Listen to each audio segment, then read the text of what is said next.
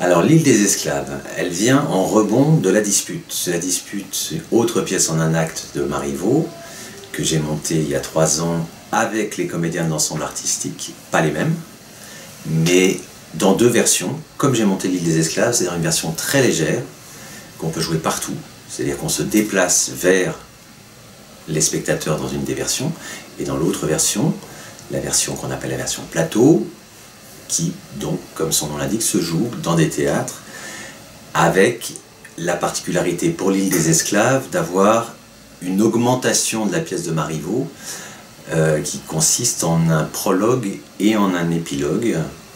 Alors pourquoi cette pièce de Marivaux augmentée?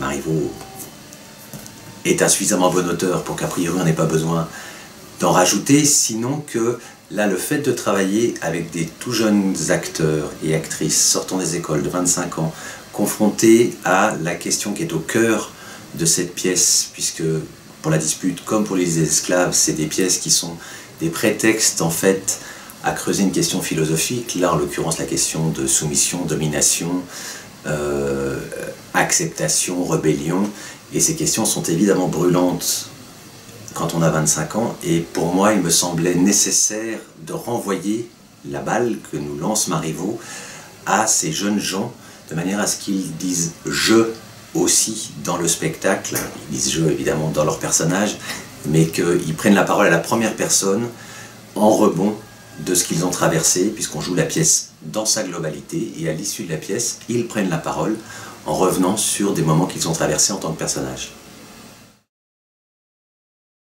En décidant de monter cette pièce, je me disais au départ que j'avais envie de plus. Sous quelle forme, je ne savais pas exactement, vraiment. Je ne savais pas si ça serait un épilogue. Là, de fait, c'est un prologue et épilogue. Prologue, je prends la parole à la première personne. Et l'épilogue, c'est les comédiens qui parlent en disant « je ». Nécessairement, et c'est aussi pour ça que je l'ai fait. C'est atypique, troublant, piquant, irritant peut-être. Parce qu'effectivement, il y a des gens qui se disent « mais pourquoi ?»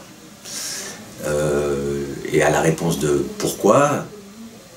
je ne peux que répondre que ça m'était nécessaire, dans mon geste de mise en scène, là, à l'âge que j'ai, dans les conditions dans lesquelles j'ai monté ce spectacle avec ces jeunes acteurs et actrices, et surtout en 2019, il me semblait nécessaire d'aller plus loin. De cette manière, Marivaux ne suffit plus, ne me suffisait plus. Forcément, ils attrapent ces questions-là, pas tout à fait de la même manière que moi, qui ai quelques années de plus, et que du coup, ce qui était intéressant, c'était ça aussi, c'était cette, non pas cette confrontation, mais cet échange autour de réalité, d'un monde qu'ils envisagent aujourd'hui d'une manière un tout petit peu différente, et dans la profondeur historique de Marivaux, qui a écrit sa pièce il y a 300 ans, mais avec, puisque la question piquante au cœur de cette pièce de l'île des esclaves, c'est le renoncement du personnage d'Arlequin, donc qui était le serviteur, qui dans cette île utopique est devenu le maître, et qui à l'issue de la pièce dit « mais en fait non, moi je n'ai pas envie de devenir dominant, je te laisse la place ». Et cette question-là, qui pour moi est porteuse de beaucoup d'espoir, en fait, d'une rupture avec une espèce de dialectique qui n'en finit plus de dominant-dominé, et puis la retourne et les uns se retrouvent au-dessus et les autres en dessous. Arlequin, d'une certaine manière, met le pied dans la porte et dit non, moi je veux pas. Et la pièce se termine sur cette prise de position qui peut être déceptive, parce que c'est pas du tout dans l'idéal romantique révolutionnaire, mais qui peut aussi être source d'espoir, dans le sens, peut-être qu'il y a une troisième voie à inventer.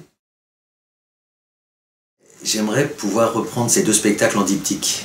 J'aimerais beaucoup, alors c'est pas les mêmes comédiens qui le jouent, c'est 2 promotions, 2 générations d'ensembles artistiques différentes. J'aimerais beaucoup, parce qu'il y a vraiment une communauté d'approches, bon, déjà d'écriture, d'approches formelles, et donc j'aimerais beaucoup avoir l'occasion de faire ce diptyque Dispute, île des esclaves. On va voir.